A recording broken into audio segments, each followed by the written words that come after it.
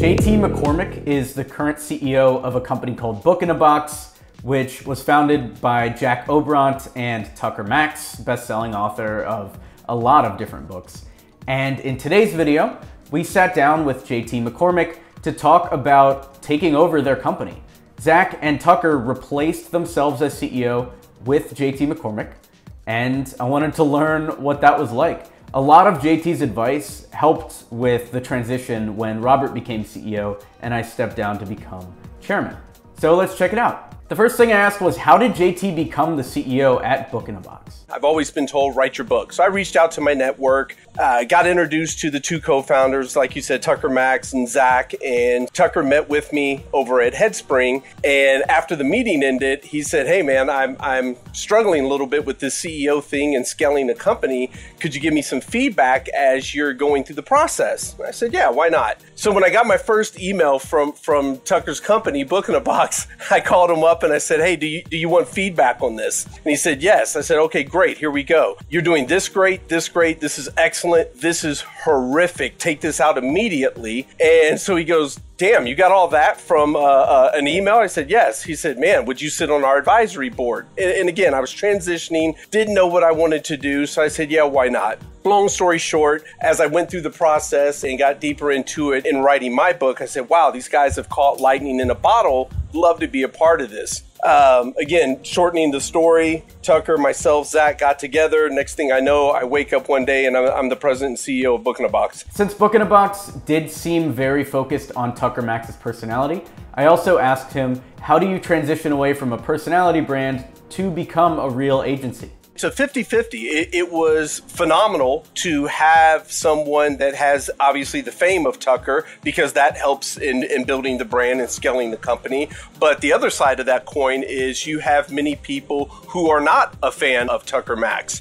One of the negotiation pieces we had coming into the agreement, myself and the co-founders, was, okay, do you understand that the ultimate goal here is to make sure the company is bigger than Tucker Max? And Tucker said, yeah, definitely. That's the expectations. It's been a transition. You know, we've ridden the shoulders of Tucker Max for a while.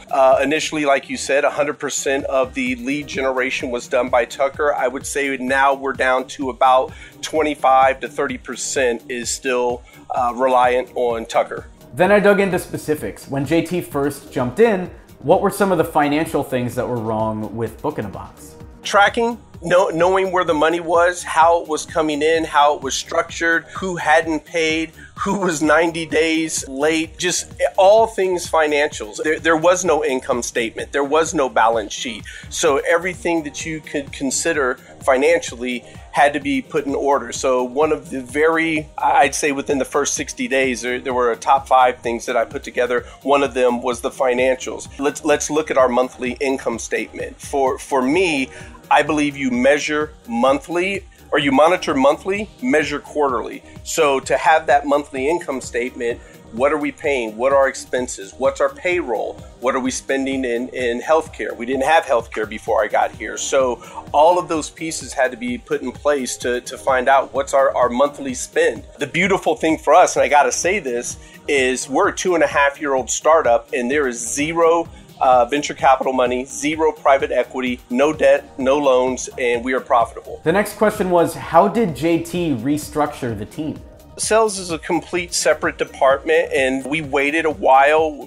Truth be told, we did not actually put a full-time salesperson into place until February of this year. Up until that point, what we did was just, most of our sales, if you will, are inbound. We didn't need someone to outbound sell. You don't call the CEO of GE and say, hey, Jeff, do you want to write a book? You know, ours is, if someone wants to write a book, they speak with us on the phone. If they like what we do, how we do it, our process, great, they sign up. But there's no hardcore cold call selling with our process. So that we really just put a salesperson in place this past February. And I had to ask this one for selfish reasons.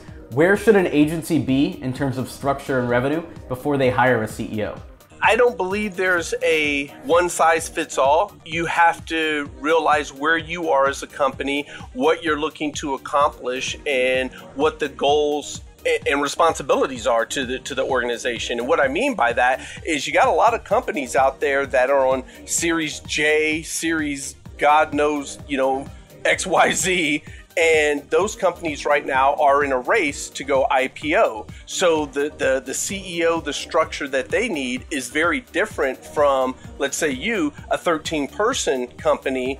So there's different questions that have to be asked when searching for your executive, your CEO, president, whoever you're looking to bring in. So I know I'm not directly answering your question, but it's not a one-size-fits-all. It's what's best for your organization. And finally, we went through JT's 3P formula. We want to provide a phenomenal experience for the author, create a relationship, and we want to publish an incredible book for them. So one of the very first things that we focused on was providing a phenomenal author experience and shifting to a people first, process, profits. I call it the 3 Ps. If you get the people right, you can build a phenomenal process which equals great profits. And that's the way to simplify it on how I look at business. If you found value in this video, be sure to pass it along to a friend or two. We're trying to hit 100,000 subs this year, and every share counts. Also, if you need marketing support for your digital agency, check out experiment27.com. Thanks.